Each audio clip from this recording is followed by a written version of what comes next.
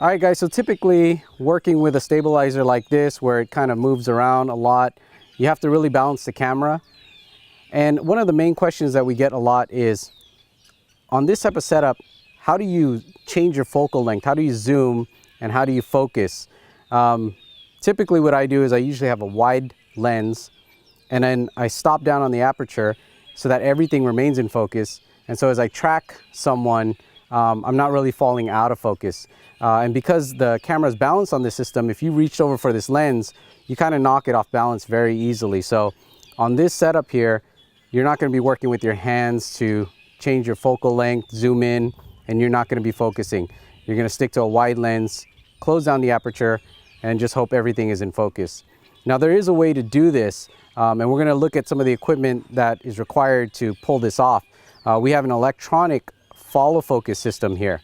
So this electronic follow focus system here can operate both the zoom, or you can use it on the aperture ring, as well as the focus ring, and it can be operated remotely from another operator. That way you're not touching the lens and you're not throwing the Steadicam off balance. Here we have the Lang P04. This is the one I showed that works on the X15 vest. And we'll get more into details about some of the equipment that we have mounted here in order to focus while it's on this type of setup.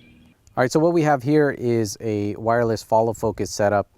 We have two motors on this Sigma lens. One is driving the zoom, so I can actually change the focal distance remotely, and we can also adjust focus on this lens remotely as well. Now, because we're doing it wirelessly, the person who's managing the focus has to see what the camera operator sees. So here we have Camera Motion Research's new CamLink wireless HDMI setup here. What they've done is this is the transmitter here. They've created this aluminum block down here that has everything locked in place, including the HDMI port, and they have a clip here for this USB battery that powers it. So this is one of their new products. It's a pretty good off-the-shelf solution. This is a commercial version, so it's going to give you more distance than any DIY stuff that you're just going to get off the shelf. This has, I believe, more channels as well, so you're going to get a stronger reception, better clarity coming off of this unit than, again, the ones that you're just going to buy for DIY, because this is more of the commercial version here. So anyways, this is the CamLink HDMI stream here, and that's going to go to a remote monitor where we'll have an operator adjusting the focus and zoom on this lens. All right, so one of the reasons we chose this Sigma 18-35 lens here is because we're able to get a wide shot and a zoom shot, great aperture all the way throughout, without having to change lenses constantly. So once we have this balanced on a setup like this, we don't want to change lenses because we'd have to rebalance the entire setup.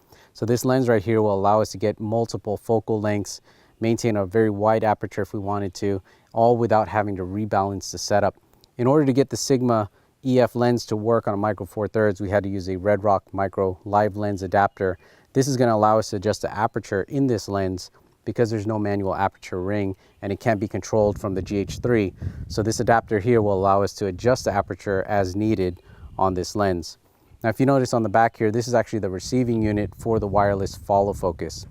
And again, the video, HDMI wireless video is powered by this USB battery here, and it just connects via HDMI here, and that will stream to a remote monitor, which we'll take a look at right now. So right here we have a monitor kind of cage setup here. This one again comes from Camera Motion Research for their CamLink.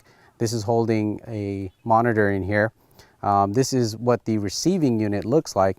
You can tell it's a slightly bigger unit. It uses a slightly bigger battery because it requires more power for the receiving unit. This right here is F&V's new affordable monitor. This is the F3. It's both HDMI and SDI here, powered by Sony batteries. It has a built-in sunshade here, as you can see, and that's what's going to catch the stream from our camera. So we'll turn this on in a second here with the rest of the equipment, and we'll show you what that looks like. And if you haven't seen it before, this is the wireless follow focus controller here. It's programmable for 3 stops. Here I can control the focus. On the opposite end here, I can control the zoom ring. But again, this second motor can also be attached to, say, a manual aperture ring on some lenses, so you can change the aperture. Right now we're working with a zoom lens, so we have this one working for zoom and this one for the focus ring. All right, I don't know if you can see this through the camera, but we're out of focus right now. The video is streaming to this monitor here, and you can see the camera is set up just on this microphone stand, and it's sitting balanced right now, but we can change the focus here through this wireless system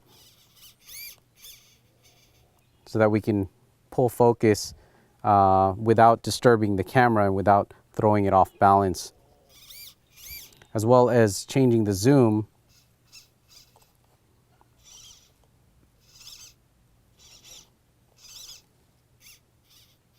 So as you can tell, we're out here. It is an extremely bright day, which could make it difficult to see this LCD screen accurately. So I'm going to show you another bit of kit here that is pretty amazing. This is from Seaport Digital. This is the eye visor, and this is just one of the models that they have. Basically, this case here transforms into kind of like a box, and it's a sunshade when you're working with screens. So you're working with a laptop and you're a photographer tethered while you're doing a shoot, or if you're editing on the go, or if you're working with something like what we're doing, we have to monitor a screen. This is going to give you a box that will give you a lot of shade. And again, they have a variety of different models here, some smaller and some larger. Now this version here opens up into a box, and I'll show you that in a second here. And another thing it has is a tripod mount. The tripod mount is built in, so it's a very sturdy platform. So I'm going to show you guys how I set this up on a tripod and how we're going to use it in combination with this screen so that our operator can operate the wireless follow focus. Now we don't have to worry about distance because this wireless follow focus works pretty well at a distance, so the operator could just pretty much stand underneath this hood here and he'll be fine. So we'll get that set up right now.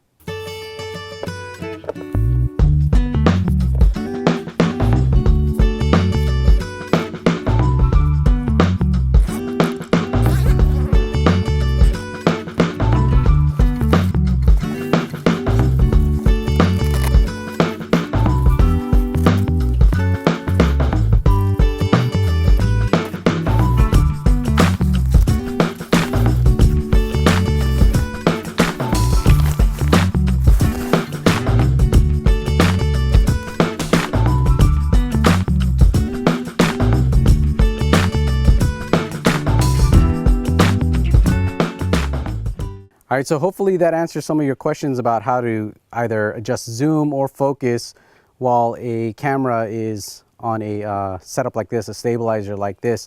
Now these wireless follow focus systems and wireless HDMI systems are not limited to a stabilizer. In fact, when you have your camera set up on a very tall crane and you can't have access to it, you need to see what that camera is shooting. That's where these setups come in handy as well. So you have your focus, your zoom, and your wireless HDMI. And it can also be used if somebody's running with a shoulder rig and they don't want to deal with focusing. They can literally run with a shoulder rig, maybe even do a very low shot, and someone else is going to manage that focus, zoom, or whatever. So that's where these kits come in handy as well. So it's not just limited to a stabilizer. So hopefully that answers a lot of questions for you guys, and we're going to go out and try and get some samples for you and see how that turns out. For more information about this stuff, check it out at cheesycam.com.